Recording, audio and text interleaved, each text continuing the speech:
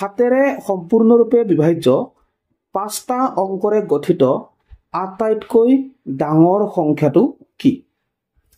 So কোনটো সংখ্যা হাতেৰে সম্পূৰ্ণৰূপে বিভাজ্য হ'ব? গতিকে আমি কৰি চাব লাগিব আসলে কোনটো সংখ্যা হাতেৰে সম্পূৰ্ণৰূপে বিভাজ্য হয়। সো এই 1 নম্বৰটো হাতেৰে সম্পূৰ্ণৰূপে বিভাজ্য হয় নেকি চাওঁচোন। তাৰ কাৰণে আমি কি কৰিম চোৱা 9 9 9 9 5 এই সংখ্যাটোক আমি হাতেৰে বাৰ দি চাম। হাতেৰে এবাৰ দিলো 7 এগুণ 7 হ'ব। তাৰপিছত বিয়োগ কৰিলে আমি 2 পাম আৰু এফালে এটা 9 নমাই দিলো। তাৰপিছত আমি 7 4 গুণ 28 4বাৰ দিলো বিয়োগ কৰিলো 1 পালো এফালে এটা 9 নমাই দিলো।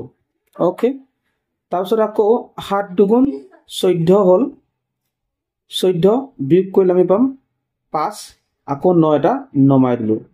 ঠিক আছে, আকৌ 7 দিলো 7 8 গুণ 56 অৰ্থাৎ 56 তাৰপিছত আমি পাম 35 এই 5 মানে নমাই দিলো তাৰমানে 35 হ'ল। সো 7ৰে 5 বাৰ 7 5 গুণ 35। তাৰ মানে কি হ'ল এই প্ৰথম সংখ্যাটোৱেই হাতেৰে সম্পূৰ্ণৰূপে বিভাজ্য হয় আৰু বাকি কেইটা সম্পূৰ্ণৰূপে বিভাজ্য নহয়। গতিকে তোমালোকে যদি পৰীক্ষা কৰি চাব বিচাৰা কৰি চাব পাৰা, কিন্তু আমাৰ শুদ্ধ উত্তৰটো হ'ব অপচন 1টো। ইয়াত কৈছে যে তলৰ কোনটো সংখ্যা 6ৰে সম্পূৰ্ণৰূপে বিভাজ্য। ঠিক আছে, সো 6ৰে সম্পূৰ্ণৰূপে বিভাজ্য সংখ্যা কেনেকৈ উলিয়াব লাগে? প্ৰথম কথা হ'ল সংখ্যাটো যুগ্ম সংখ্যা হ'ব লাগিব আৰু 3ৰে বাৰ যোৱা হ'ব লাগিব। ঠিক আছে, দুটা কথা। এটা কথা হ'ল সংখ্যাটো যুগ্ম হ'ব লাগিব। তেতিয়াহ'লে আমি এই গোটেই অপচন কেইটাৰ সংখ্যা কেইটা চাইছো, ইয়াৰ প্ৰথম 3টা যুগ্ম হয় পিছৰটো অযুগ্ম। গতিকে এই অযুগ্মটো 6ৰে বাৰ নাযায়, এইটো গম পোৱা গ'ল। তাৰপিছতে ওপৰৰ যি 3টা দিয়া আছে এই 3টা 6ৰে বাৰ যাব পাৰে। ঠিক আছে, কিন্তু যাবই কোনটো তাক জানিবৰ কাৰণে আমি কি কৰিব লাগিব 3ৰে বাৰ দি চাব লাগিব। সো 6ৰে বাৰ যোৱা সংখ্যাবোৰ কেনেকৈ চিনি পাম? তেতিয়াহ'লে যিবিলাক যুগ্ম সংখ্যা 3ৰে বাৰ যায় সেই সংখ্যাবোৰ আচলতে 6ৰে বাৰ যায়। সেইকাৰণে আমি এই যি যুগ্ম সংখ্যা 3টা পালো এই যুগ্ম সংখ্যা 3টাক আমি এতিয়া 3ৰে বাৰ দি চাম। সো 3ৰে কেনেকে বাৰ যাব নে নাযাব গম পাম, এই অংককেইটা জাষ্ট যোগ কৰি দিলেই হ'ব। যোগ কৰি চোৱা, এই 6ৰে 3 6 3 9 9ৰে 9 9 2 18 18ৰে 2 20 আৰু 20ৰে 1 21 21ৰে 0 যোগ কৰি দিলো কি পালো আমি 21 পালো। এতিয়া এই 21টো 3ৰে বাৰ যাবনে? যাব। 3ৰে 3 7 গুণ 21 অৰ্থাৎ এই যি সংখ্যা এই সংখ্যাটোৰ অংক কেইটা যোগ কৰি পেলাই আমি যিটো সংখ্যা পালো 21টো এই 21টো 3ৰে বাৰ যায়।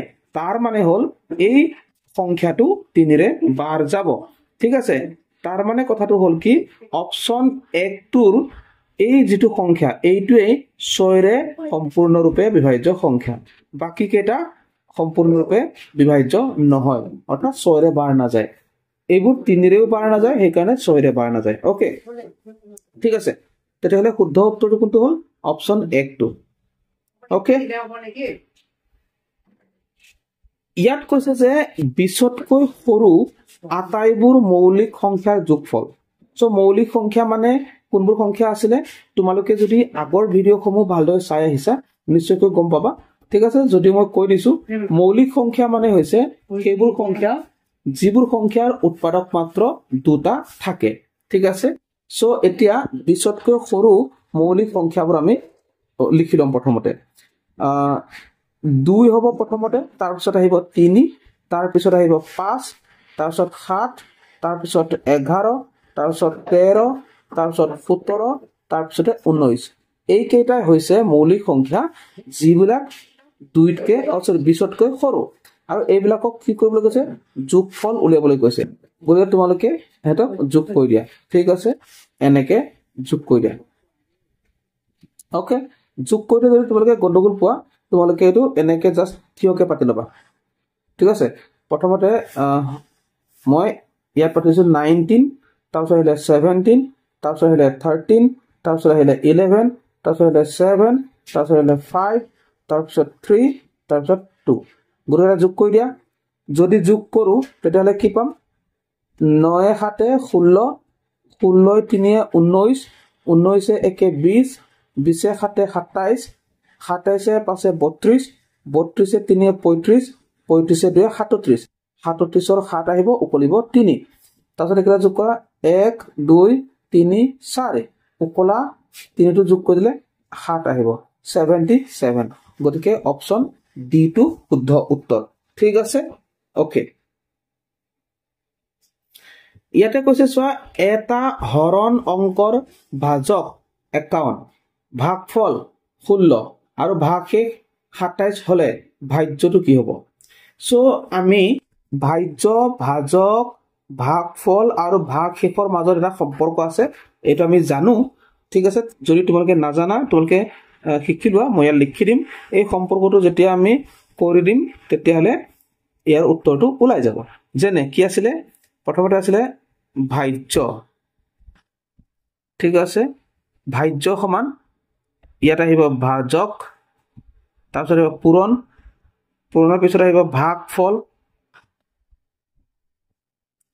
ওকে তাৰপিছত আহিব যোগ ভাগশেষ ওকে কি পালো ভাজ্য সমান ভাজক পূৰণ ভাগফল যোগ ভাগশেষ পালো গতিকে এতিয়া ইয়াত আমাক কি দিয়া আছে ইয়াতে ভাজক দিছে 51 সেইকাৰণে ভাজকৰ পুনে পুনে তলত 51 লিখি দিয়া 51 ওকে 51 তাৰপিছত পূৰণ চিনটো দিয়া পূৰণ চিন তাৰপিছত ভাগফল কিমান ভাগফলটো 16 আৰু যোগ হ'ব ভাগশেষ কিমান 27 ওকে তেতিয়াহ'লে আমি কি পাম ইয়াত ভাজ্যটো পাই যাম ইয়াত ভাজ্যটো আমাক উলিয়াবলৈ কৈছে ভাজ্যটো আমি লিখি থৈছো তাৰপিছত প্ৰথমতে আমি কি কৰিলম এই দুটা পূৰণ কৰিলম যেতিয়া আমি 51 আৰু 16 ইনটু কৰিম কিমান পাবা 6 গুণ 6 6 5 গুণ 30 1 গুণ 1 1 5 গুণ 5 অৰ্থাৎ কিমান পাবা 816 পালো আমি 816 যোগ 27 সো এটা যোগ কৰি দিয়া 816 আৰু 27 টো যদি যোগ কৰা কিমান পাবা 6 7 13 3 উকলিব 1 2 1 3 উকলা 1 4 এফালে 8 আহিলে 843 তেতিয়াহ'লে ভাজ্যটো কি পালো আমি ভাজ্যটো পালো 843 অৰ্থাৎ অপচন 1 টোৱে শুদ্ধ ওকে